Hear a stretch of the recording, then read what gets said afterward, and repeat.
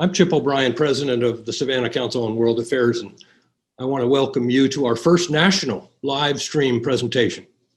We thank our Savannah-based members and sponsors for their continued support and welcome the Savannah State and Georgia Southern students and faculty, as well as guests from other councils across the nation.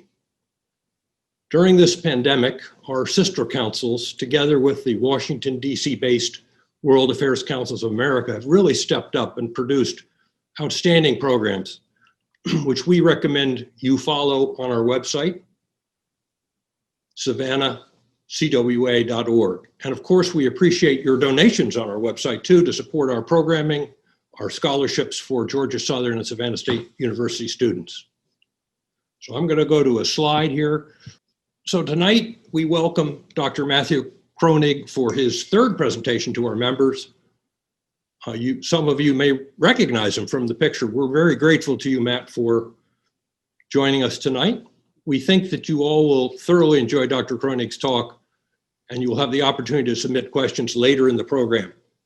Dr. Kroenig will be introduced by my fellow director, Jim Van Epps, in a moment. First, though, let me reiterate our thanks for the outstanding support we are given all year by our platinum sponsor, Kreitz Auto Group.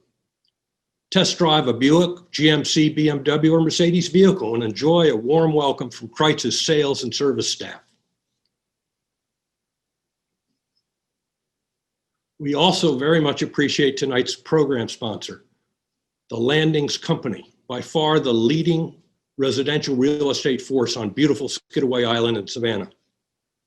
If you might be interested in living in coastal Georgia, the Landings Company should be your first stop. As mentioned, our moderator for tonight's program is our own Jim Van Epps, who will now introduce the speaker. Jim?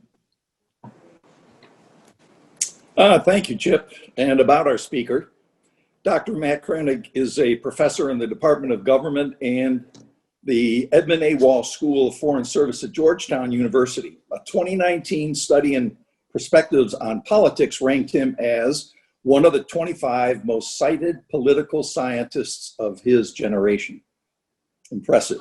He is the author or editor of 7 books, including that which we'll talk about tonight, and another, The Logic of American Nuclear Strategy, Why Strategic Superiority Matters, was selected by the U.S. Air Force for its professional reading list and translated into Chinese and Korean.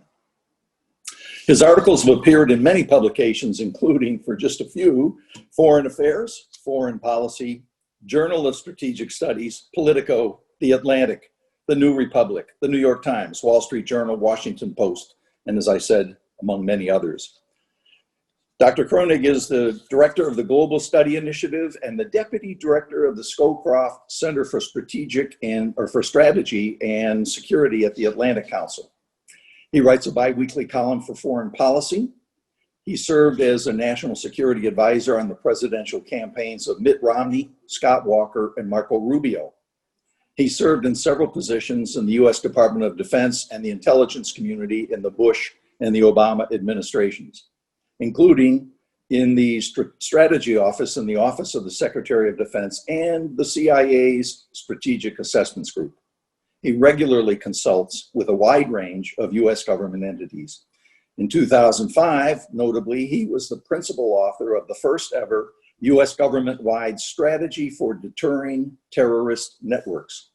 For this work, he received the Office of the Secretary of Defense's Award for Outstanding Achievement. He's a life member of the Council on Foreign Relations. He earned a Baccalaureate of Arts degree in History, summa cum laude, from the University of Missouri, as well as a Master of Arts degree and a PhD in Political Science from the University of California, Berkeley.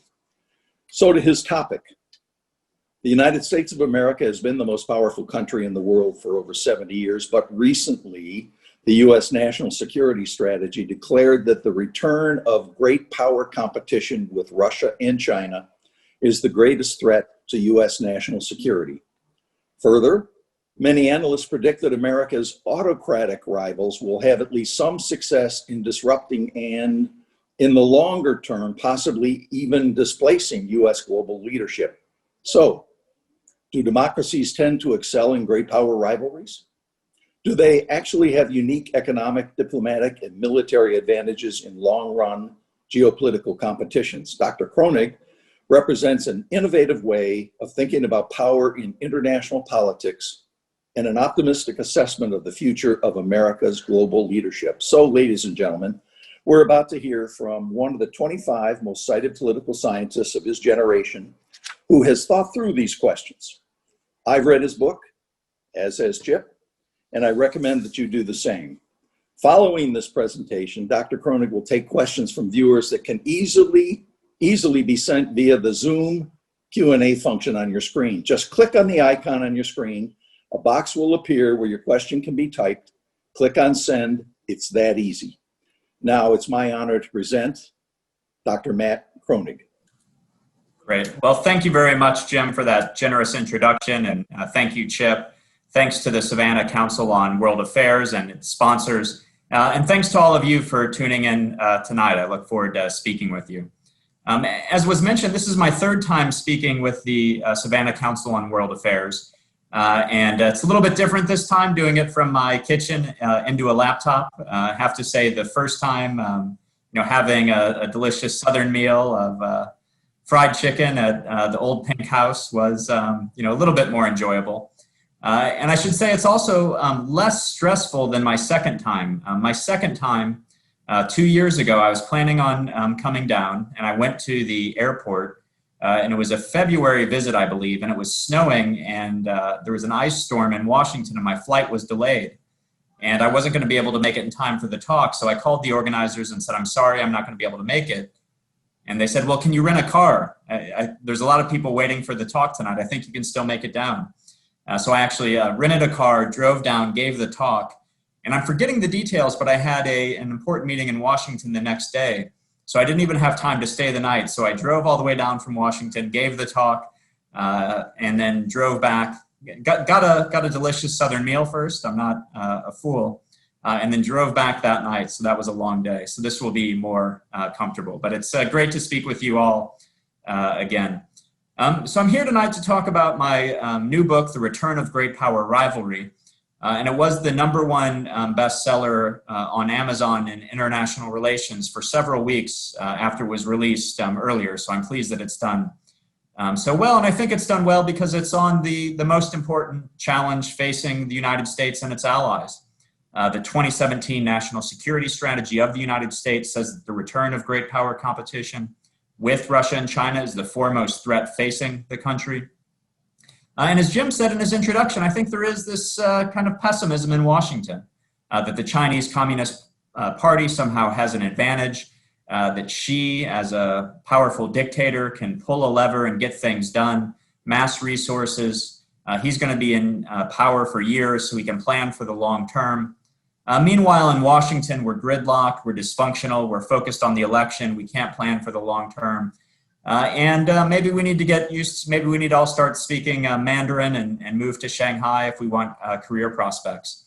And I was a little bit skeptical of this kind of conventional wisdom, and it's what motivated me to write this book.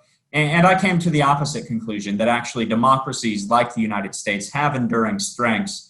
And while we have our problems, to be sure, that our fundamentals are still better than Russia's and China's, and that the United States and its allies are going to be able to maintain this leadership position that we've had really since the end of World War II. So to present this talk tonight, I'd like to use some PowerPoint slides. So one moment as I share my screen.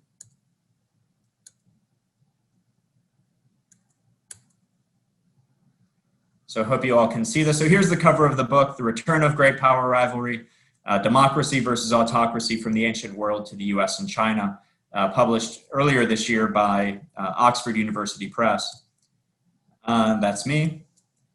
And so really the questions I address in this book is, will the United States be able to maintain its leadership position? It's been the most powerful country in the world, according to any objective measure, since 1945. But some question whether this is durable, and might China overtake us as the world's leading power? And this raises a bigger question, is why are some countries able to maintain their position as the leading state in the international system, whereas other countries are surpassed by rivals? After all, the Roman Empire is not the most powerful country in the world today. Great powers rise and fall. So what determines whether they're able to stay on top or whether they're knocked off by a challenger? And the argument I make in this book is that, as I said, democracies have built-in advantages. And so if this is the case, the United States is well positioned to maintain its leadership position for the foreseeable future. So you probably all remember the Cold War, and of course, great power rivalries, something that goes back to the Greeks and the Persians 2,500 years ago. It's not new. The United States had major rivalries with Nazi Germany, Imperial Japan, the Soviet Union in the 20th century. But then after the end of the Cold War, we really had this remarkable 25-year period where there wasn't really a great power rivalry. And it's hard to believe, but if you look back at the 2010 national security strategy of the Obama administration, it mentions only Russia and China only as possible partners for cooperation on climate change, on arms control. Never once mentions them as possible threats. But the world's changed quite a bit in the past 10 years. So 2014, Russia invaded Ukraine, began making threats, including nuclear threats at the rest of NATO, intervened, of course, in the 2016 U.S. presidential election, and continues to pose problems for the United States and its allies. And so Russia, in a way, is disrupting this system of U.S. global leadership that we've had since 1945. The challenge from China is even more severe. So China now has the world's second largest economy. Economists predict that it could overtake the United States as the world's largest economy within the decade. And it's plowing that economic power into military, technology, shifting the balance of power in East Asia. And now Pentagon planners really question, does the United States still have the ability to defend longstanding allies against China, from China in Asia, including countries like Taiwan? China's taking territory from its neighbors in the South China Sea with its island building campaign, an image you can see there. And it's also increasing its geopolitical influence in every major region of the world with its One Belt, One Road initiative, these major infrastructure investments in ports, bridges, and roads. And so this is a much more challenging time. And I think the US government was slow to wake up to this challenge. I think there was this hope that Russia and China would somehow become partners. But by the US National Security Strategy of 2017, the National Defense Strategy of 2018, and you can see the quote here from Secretary Mattis, which says that the return of great power competition with Russia and China is the foremost threat facing the United States and its allies. So how can we deal with this challenge? Does our democratic system give us advantages, or is it a source of weakness? And those are the questions I try to answer in this book. So this is just a slide to say, believe it or not, there hasn't actually been that much research into this question. Scholars, international relations scholars, have been very interested in questions about power, but haven't really looked into this question of what causes great powers to rise and fall. Do democracies have the advantage, or do autocracies have the advantage? So that's what I set out to do in this book, and with the research leading up to it.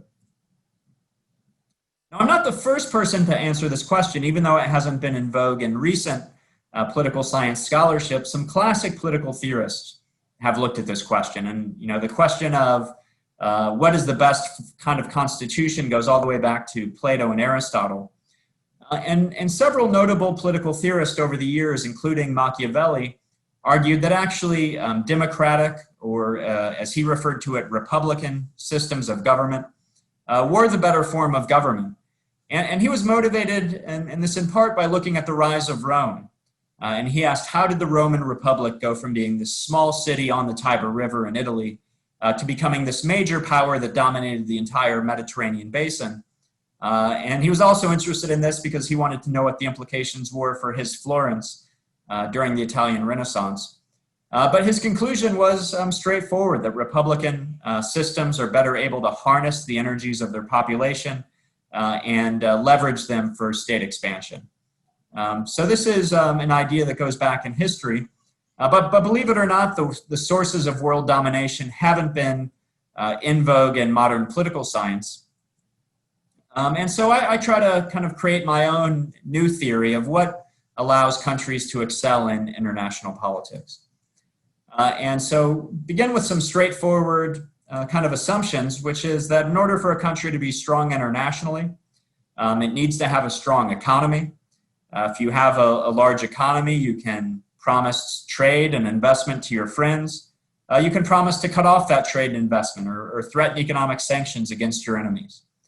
And economic power is important for another reason. It allows you to invest in military capabilities, which is an important asset in a dangerous world. In order to be powerful internationally, you also have to be powerful diplomatically. If you have a lot of friends and allies, international politics is easier than if you've got a lot of other countries ganging up against you. And then finally, military power is, of course, important. If you're powerful militarily, you can promise to protect your friends, you can protect yourself, and you can threaten to harm your adversaries. So really, then the question becomes, how do countries become strong economically, diplomatically, and militarily? Now, at Georgetown University, I teach an advanced PhD seminar on international relations theory. And scholars haven't examined this bigger question of what determines success in international politics, but they have looked at a number of smaller, discrete questions. What allows countries to excel in terms of trade, investment, building alliances, winning wars? And social scientists have really been obsessed for the past 20 years about this democracy versus autocracy question. Do democracies have advantages in these specific areas? Do autocracies have advantages? And so I was in a pretty privileged position to write this book because I was able to just aggregate up all these smaller findings into a bigger argument about success in international politics. The leading economic theory on why some countries are richer than others is that some countries have better economic institutions than others. They have protections for property rights, effective courts, and other things that allow people to invest in businesses, be confident that if they have a business deal, the deal is going to be upheld.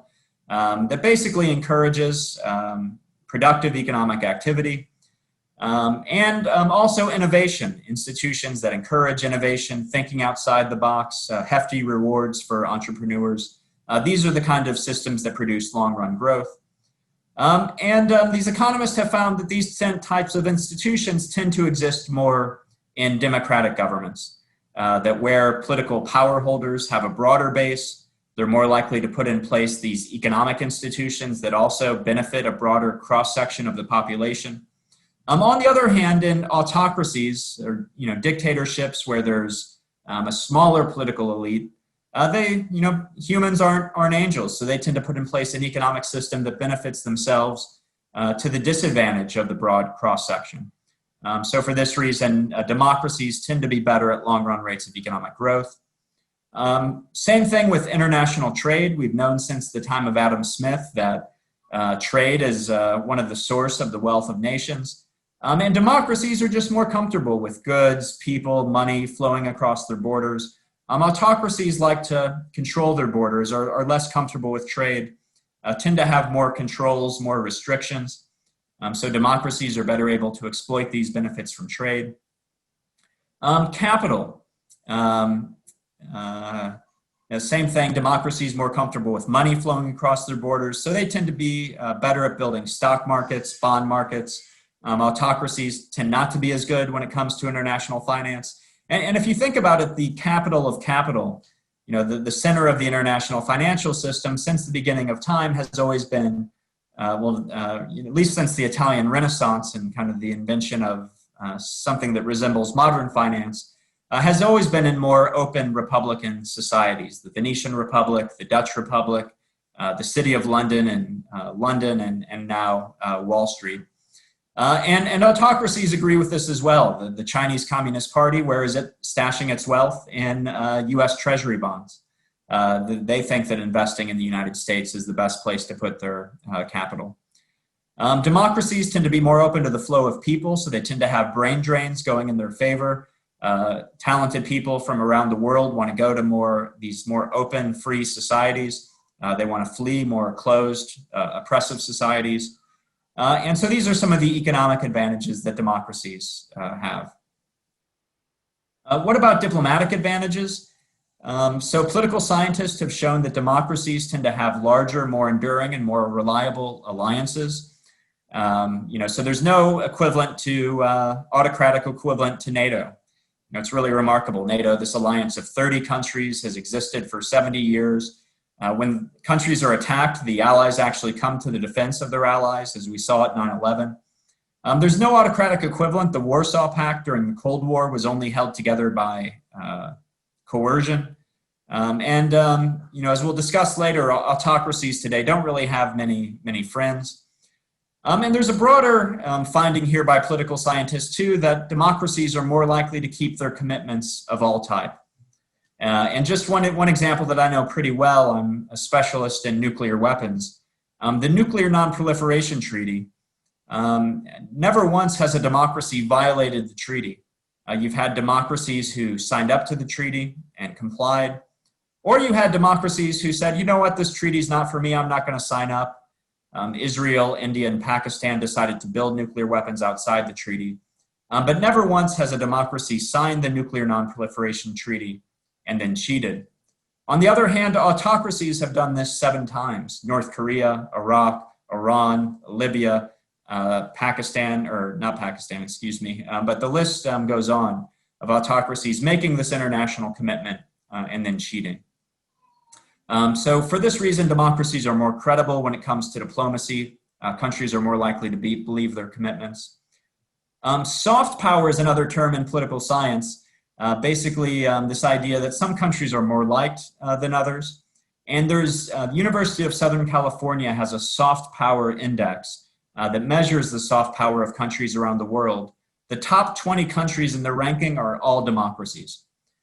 And then another insight I came to in this book is that it seems like democracies like the United States are able to generate enormous power, and other countries seem to be generally okay with it.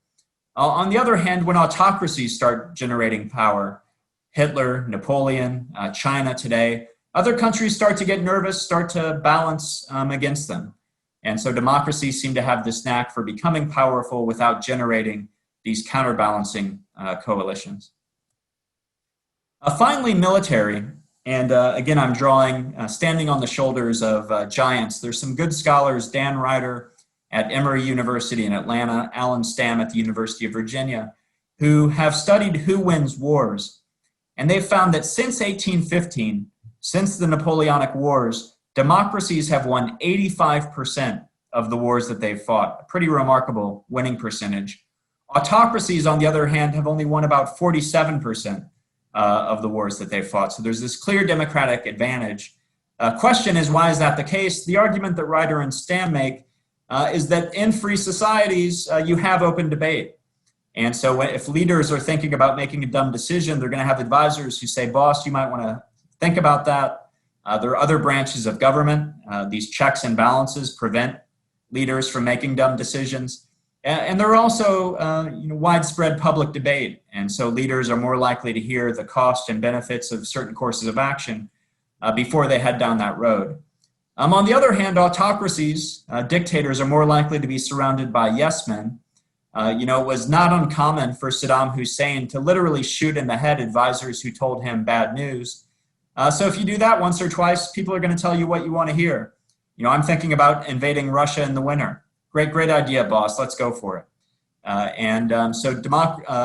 Democracies, not that they don't make mistakes. They do sometimes make mistakes, but they don't tend to make the catastrophic mistakes that autocracies do. Napoleon and Hitler invading Russia in winter. Democracies are more innovative when it comes to the economy. The United States has been the world's innovation leader since Thomas Edison. But I argue in this book that this is also the case when it comes to military technologies, going all the way back to the ancient Greeks up through the United States today with stealth technology, precision-guided munitions. But probably the most important advantage that democracies have when it comes to military matters is that they have the luxury of focusing on the enemy. Autocracies are more afraid of their own people than they are of the enemy. So this is true going back to the Greeks and the Persians. The Spartans couldn't conduct military campaigns for more than 40 days because they'd have to come back and put down slave uprisings. And same thing today. Russia and China both spend more on internal security, basically repressing their own people, than they do on their militaries. So if you just follow the money, the Chinese are more afraid of people in Hong Kong and Xinjiang than they are of the US Department of Defense. The United States, on the other hand, is 2 to 1 in the other direction. We spend 2 times as much on our military as we do on internal security and policing. So this is a pretty significant advantage. So really all I do in this book is say, okay, if we think that democracies do better in these economic domains, in these diplomatic domains, in these military domains, shouldn't they do better overall? Shouldn't they have an advantage in these long-run competitions? So this is kind of a schematic of the argument, but it's, I think in the United States we debate, is our greatest strength our innovative economy? Is it our superpower military? Is it our global system of alliances? And really what I argue in this book is that all of those things are reflections of our underlying political institutions. Because of our Republican, with a small r, political institutions, we have an effective economy, we have this impressive alliance network, we have this impressive military, and these are the sources of our strength that have led to our international power and influence over the past several decades. Now, what about the opposite argument? And people have made the opposite argument over the years. Plato said a philosopher king would be the best leader. Alexander de Tocqueville was a big fan of the United States, but he said, I don't think they're going to have what it takes when it comes to foreign policy. Dictators are just better at foreign policy. Democracies are too weak. And Henry Kissinger sometimes made similar arguments during the Cold War, that the Soviet Union might have a leg up. Democracies are too weak, we're too divided, we're too slow to act. And this is an argument you hear in contemporary Washington, D.C. right now about China. They say, well, China can make big, bold decisions and we're mired in endless gridlock. In fact, there was a column in the New York Times by Thomas Friedman recently that said, wouldn't it be great to be China for a day? We could just make big decisions, invest in climate change. Congress wouldn't get in the way. We could just do whatever we wanted to do. The other argument you hear is that President Xi, President Putin, dictators can plan for the long term. They're going to be in power for life. President Xi has a plan for 2049, and we can't see past the November election. The other argument you hear is that autocracies aren't constrained. It might be kind of ugly, but they can engage in ethnic cleansing. They can take the gloves off in international warfare. They can intervene in elections. They don't really care that they're breaking all these laws and moral codes. And in democracies, we're just too weak in that way. We're constrained by morals. We're constrained by international law. And so, maybe autocracies have the advantage. What I argue in the book is that actually all of these have a downside as well. Yes, autocracies can make big, bold decisions, but what if that's a big, bold mistake? Democracies tend to make fewer big mistakes. Actually, I argue democracies are better at long-run planning because if you're a dictator, you can make decision A one day, decision not A the next day, bounce back and forth. And this is what we saw with Mao Zedong in China. He bounced from really one failed policy to another with the Great Leap Forward, the Cultural Revolution. Meanwhile, in the United States, we had the 50-year successful policy of deterrence and containment of the Soviet Union. So we were maybe slow to lock onto that strategy, but once we locked onto a strategy that worked, we stayed the course. And yes, maybe autocracies can, ignore the rules, but having a reputation for systematically deceiving other countries is not a great one when it comes to building friendships and alliances. We assume that President Putin's lying about everything. He's lying about intervening in our elections. He's lying about invading Ukraine. He's lying about compliance with arms control treaties. So when he says he has a new vaccine for coronavirus, nobody believes him. And so that's not really a major source of strength. So, Now, the third possibility is maybe there's no difference. Maybe democracies and autocracies are the same. So let's turn to the evidence for a moment. And so first looking at the big picture, and one of the things I was struck by researching this book is just how often democracies come out on top. You know, this has been a pretty rare form of government through much of world history, yet democracies are almost at or near the top of the global pecking order. And in fact, some political scientists rank the most powerful country in the world from the 1600s to the present. And I should update this. They did the kind of major study in 1985, which is why I have this 1985 date, but some of their students have updated it. But basically, they say the most powerful country in the world in the 1600s was the Dutch Republic, the first republic in modern Europe. The most powerful country from the 1700s to World War II was Great Britain. And then since then, it's been the United States. So essentially, you've had the most democratic state on earth has been the most powerful country for the past 4 centuries. I don't know about you, but that seems like a pretty impressive record, undefeated for 400 years. And so that's just looking at the big picture. Political scientists are becoming more like economists, more pressure to do game theory and statistics. So I also do some statistics in this world, in this book, which also seems to suggest that democracies tend to be more powerful than autocracies. But maybe the most interesting part of the book, the part that I think people have really enjoyed, is the historical studies. And so I look at 7 cases of autocratic versus democratic rivals, starting 2,500 years ago with the Greeks and the Persians, and then going all the way through to the end of the Cold War. You know, what I found is not that these democracies always attain everlasting dominance. After all, Athens and Rome aren't the most powerful countries today. But they do tend to do pretty well, and for the precise reasons identified in the book. They tend to become economic powers, innovators. They tend to become trading states. They're pretty good at building alliances and global networks, have innovative militaries. And their autocratic rivals fail for some of the reasons we might expect. They tend to get into financial difficulty. Other countries tend to gang up against them. And they often struggle because they fear their own people. They have domestic insurrections, civil wars, regime changes, and coups. And so, in fact, after doing this book, I have a kind of different understanding of world history. And I really do kind of see at least Western history as the kind of passing of the torch of democratic leadership from ancient Athens to the Roman Republic, to the Venetian Republic and the Italian Renaissance, to the Dutch Republic in early modern Europe, to Great Britain, and then to the United States. So I can't go into all these cases in any detail given time constraints, but I'd encourage you to read the book. But you know, Athens is the world's first democracy. Democracy comes from the ancient Greek, basically means rule of the people. And it's really remarkable. In just about 50 years, Athens went from being one of, one city-state among many in Greece to becoming the leader of the Greeks, to leading this Greek alliance system, the Delian League, at first with Sparta, but then Sparta had to drop out, in part to go back and put down a slave uprising.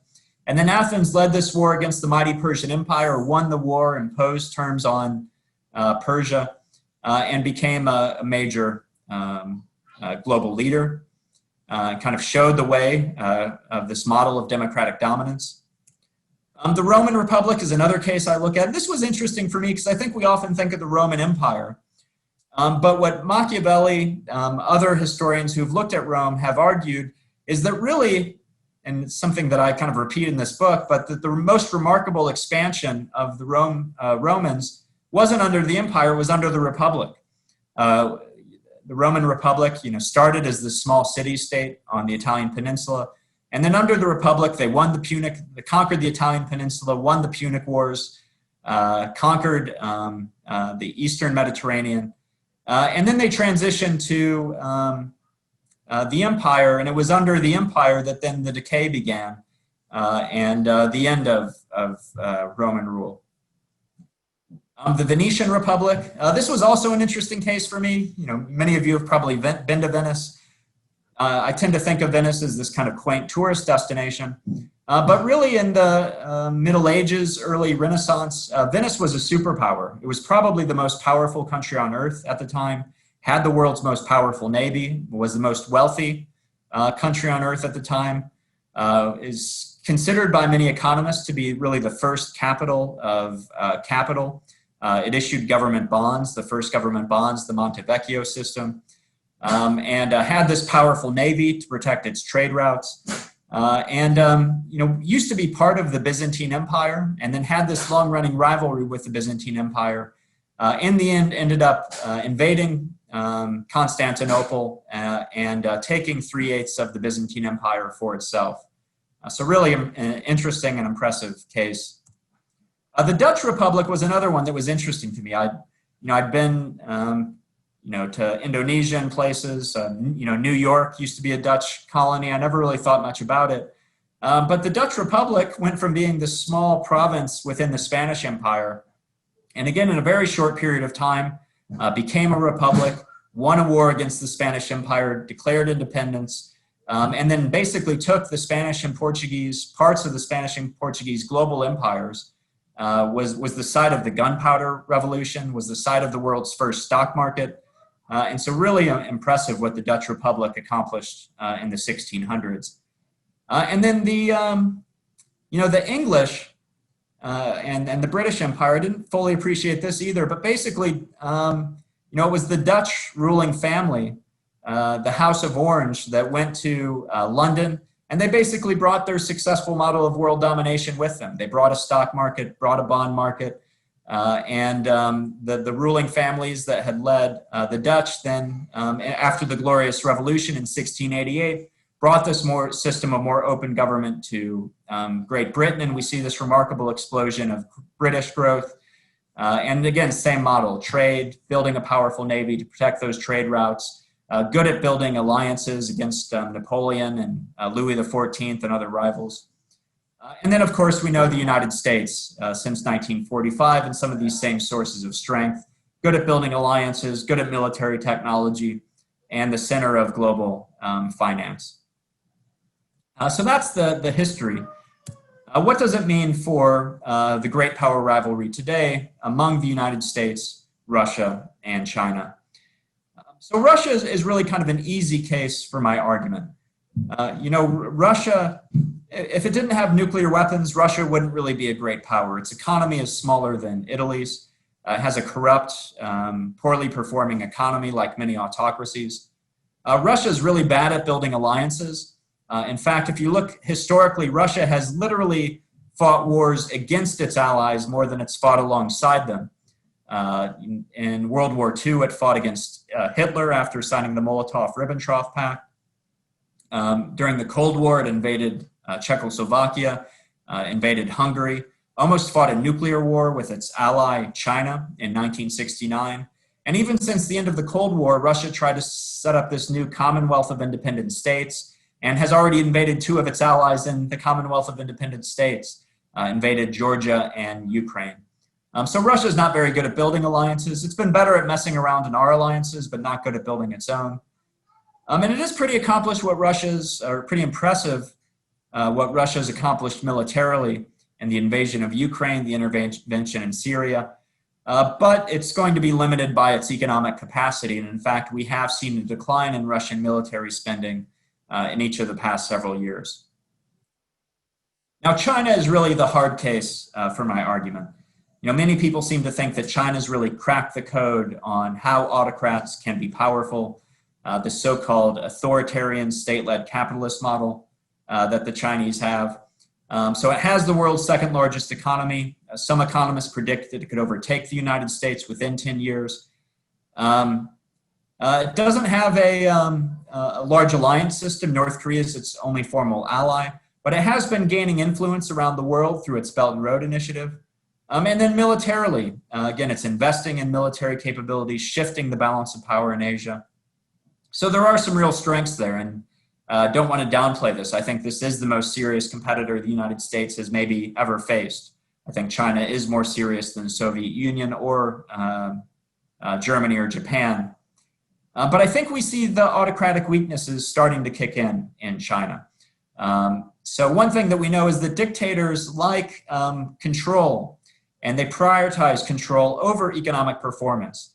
And so President Xi has set himself up as the most powerful dictator in China since Mao Zedong.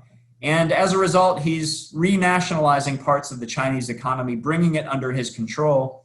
But Chinese economic performance is suffering as a result. And these 10% per year growth rates that we came to see out of China, it's just not going to happen anymore. Their growth is slowing, may even be less than what it is in the United States over the medium term.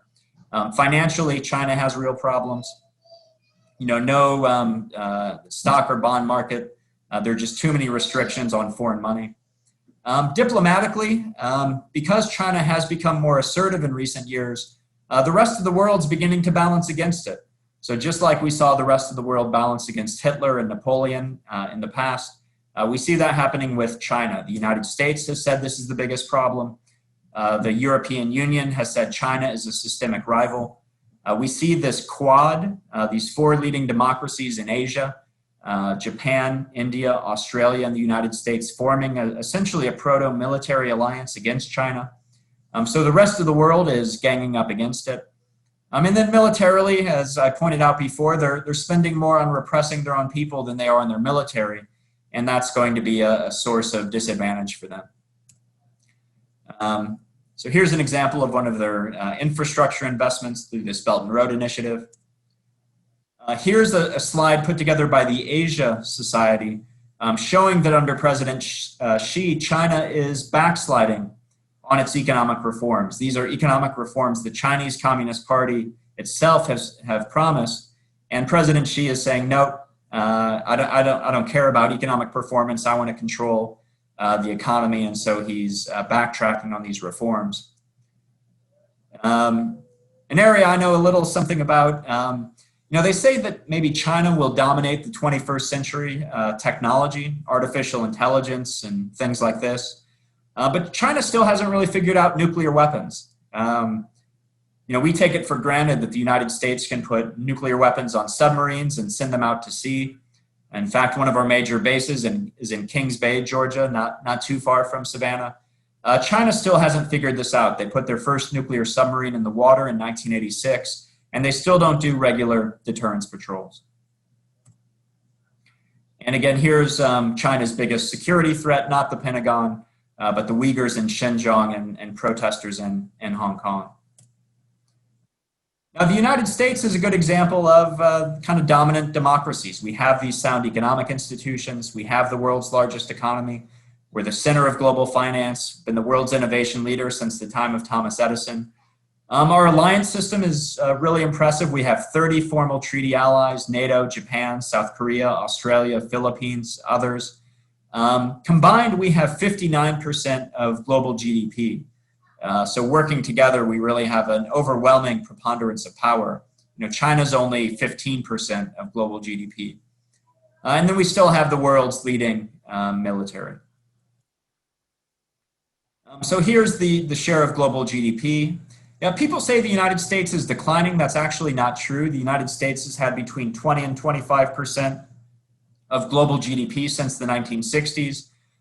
So the United States isn't declining.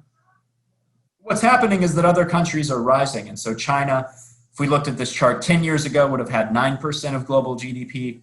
20 years ago would have had 2% of global GDP. Now it's at 15%. So it is growing, but I think there's reason to believe this is going to level off. It's not going to keep going. Private wealth, the US lead is large and growing. Innovation, the United States still has major leads in areas like artificial intelligence. And militarily, again, spending much more on our military than China. So coming to the end then, what does this mean for, I say theory here because I'm a professor, but what does it mean for how we conceptualize international relations? I think the main takeaway is that this book really provides a hard power argument for democracy. I think we often think that democracy is a good system of government because it protects human rights, it protects freedom. And that's true, but in this book, I really argue it's the best machine ever invented for amassing enormous wealth and power. And the world's leading states, from Athens to the Roman Republic to the United States, have always been more open, democratic countries. So it kind of provides the hard power case for democracy. What does it mean for foreign policy and where we are in the world today? Well, rather than fearing that China is going to overtake the United States, this gives me confidence that the United States will remain the world's leading state for the foreseeable future. But that's not to say we can rest easy. I do think the threats from China and Russia are serious, even though they're second-rate powers. Second-rate powers have started world wars in the past, and I do think that's a possibility in this case. If we think that the United States' greatest strength is its domestic institutions, then we should nourish those. That's important. We should take seriously criticisms that democracy is under threat in the United States. Contrary to this idea that the United States can't do long-term strategy, I would argue we've basically had the same successful grand strategy for the past 75 years, kind of setting up this post-World War II order. I think the UN, the Nuclear Non-Proliferation Treaty, NATO, the World Trade Organization, the world the United States has built has been remarkably successful, and we should just follow the same grand strategy and revitalize and adapt it for a new era. Now, if we want to get tough and take the gloves off with Russia and China, I think this book tells us how to do that. I think often in the national security community, we obsess with our weaknesses and the opponent's strengths. But I think good strategy often comes from doing the opposite, thinking about where are we strong and where is the adversary weak. And I think this book shows us where we're strong and where they're weak. We're good at building alliances. We're good at finance, at innovation. We're good at with our military, they have to worry about domestic political instability. They have economic problems. They have a hard time building friendships, and so that's where we have a competitive advantage. Finally, what does this mean for leaders in Russia and China, if we look at it from their point of view? Well, I think really they're the ones that have the most serious dilemma. If President Putin and President Xi want to cling on to power, then I think that means they're going to be leading kind of dysfunctional second-tier powers. And if they truly want their countries to be world leaders, then the solution is simple. They need to give up power and put in place the kind of democratic institutions that have been the prerequisite for global leadership for the past 2,500 years. And so that's how I wrapped up, and I said I'm looking forward to the discussion. Okay, well, thank you for an excellent and interesting presentation. And we do have some questions we'd like that have come to us during the presentation. And I'm going to invoke the host's premium here and ask the first question myself.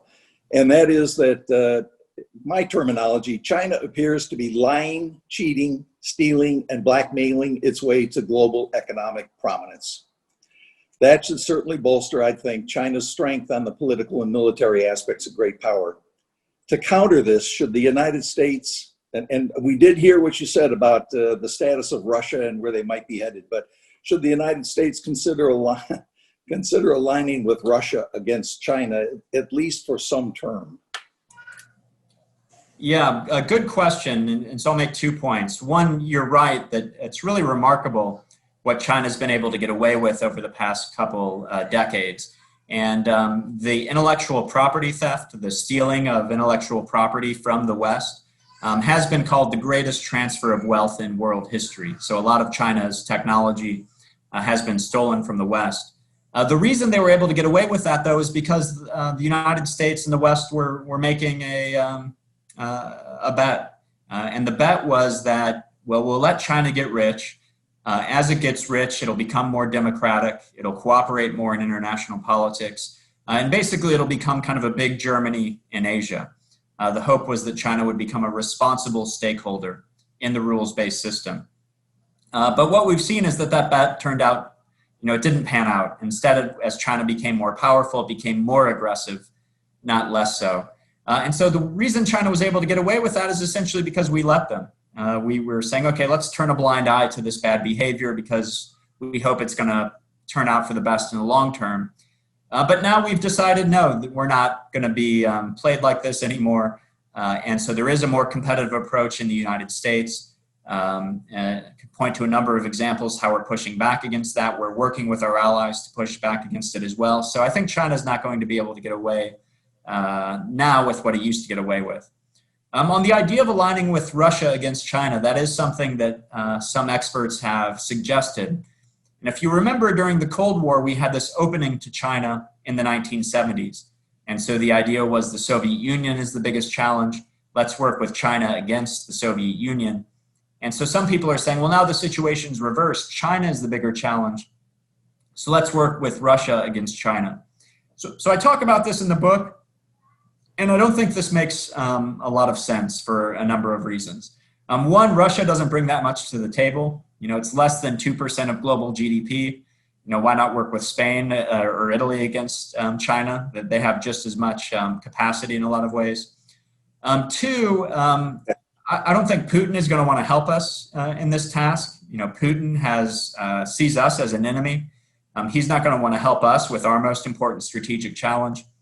And then third, even if Putin said he was going to help us, why would we believe him? We don't trust him to uphold arms control agreements. We don't trust him to abide by ceasefires in Ukraine. Even if he told us he was going to help us with this challenge, I don't think we could count on him for that. So unfortunately, I think we do need to focus on China, which is the bigger challenge, and we're going to have to deal with Russia at the same time. And so we're going to have to manage Russia as part of a bigger strategy for dealing with China. So I'd like to get back to China. We've only got a few minutes left, but I would like to ask a couple more. What do you see as the goal of great power competition? In other words, are we struggling? Are we oozing our way toward a form of bipolar or multipolar détente? Yeah, good question. So, you know, I think a good strategy begins with laying out your goals. If you don't know what it is you're trying to achieve, then how can you really design a strategy to get there? If you don't know where you're going, any strategy is good as it gets.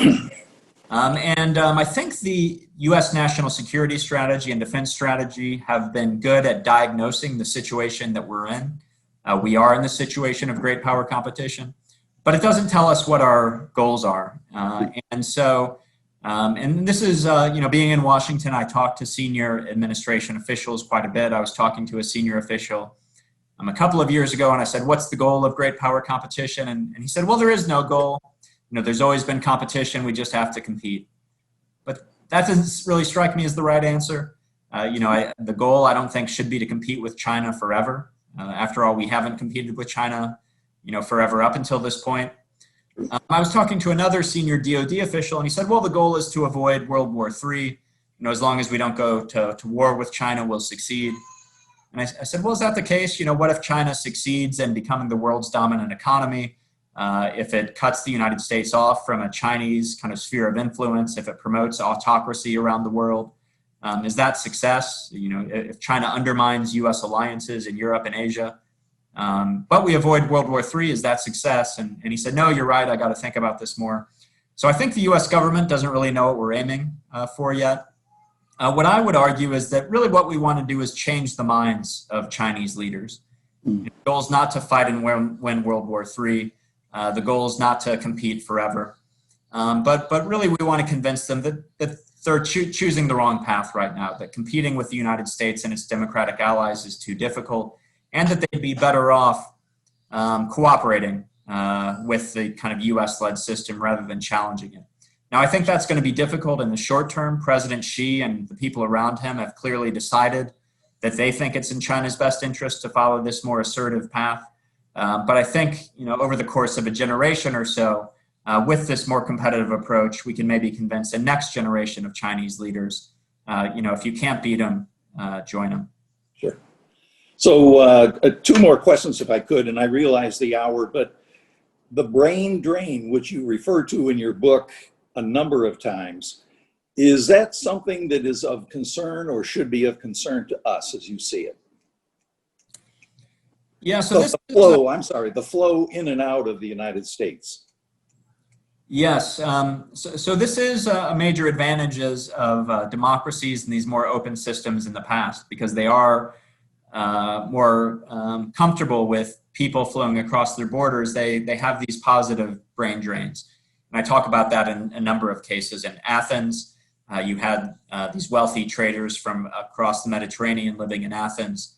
Same thing in Venice, same thing in the Roman Republic.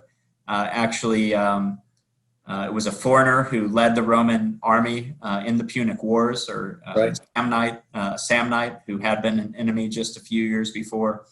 The Dutch Republic, in part, became so wealthy because of refugees from parts of Spain that were suffering under the Spanish Inquisition.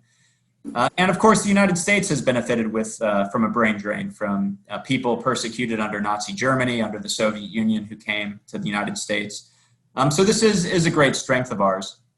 Now, so this is not saying anything about current policy. I do think we have an illegal immigration problem that we need to get corrected.